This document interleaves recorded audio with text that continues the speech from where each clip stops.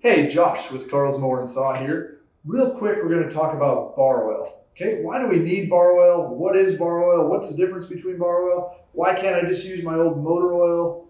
All those sort of things. And I don't have all the answers, but I have some experience. And I have customers that come in that have not used bar oil, that have used old motor oil or just used transmission fluid.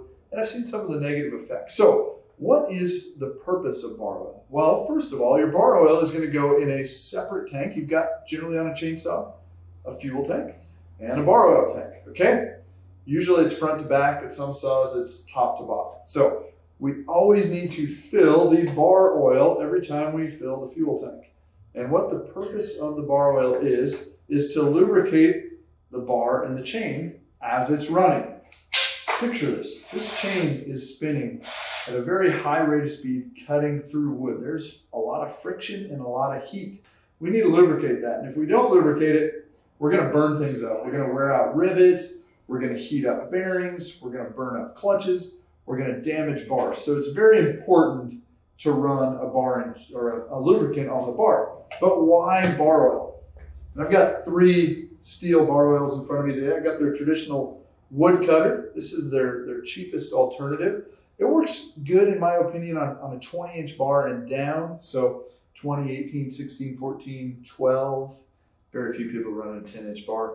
We've got their bio. This is a biodegradable oil. It is derived of a vegetable oil base. It's good for applications where you're concerned about runoff, or you're in a watershed area where you're cutting over water. So good option there. It does run a little bit more money, but a great alternative. And then we have the platinum, and this is the ultimate stuff. If you're running a 25-inch bar or larger, think platinum, but I have a lot of guys that are actually running this on smaller bars. So, but why bar oil? Hey, I got this quart of Kawasaki 1030 oil here. It's oil, right? It's slippery. Let me put my finger in here, man. Get a little oil on my finger. Okay. It's slippery.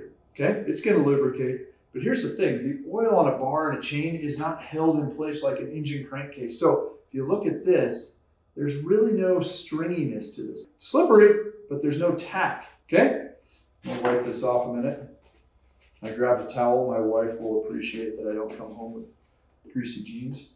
And here's my bar oil. Look at that as I pull that out. You see that like honey coming off of there? Stringy, okay, slippery. Actually, not quite as slippery, kind of crazy.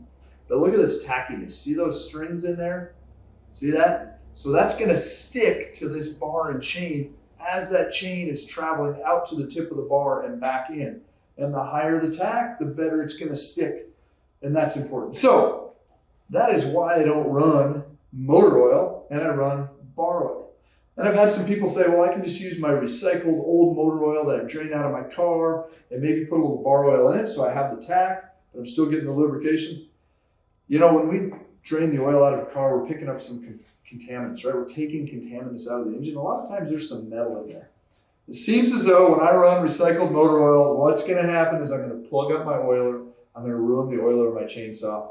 And yes, you saved a little bit of money the first go around. And then pretty soon you're spending 50, 60, 70, $100 to fix your oiler and buy a new chain and buy a new bar. So remember, bar oil every time I fill up the tank, and stick with bar oil. Stop by Carl's Mower and Saw for a full selection of bar oil, for chainsaws, for all the info you need to get your wood cutting done.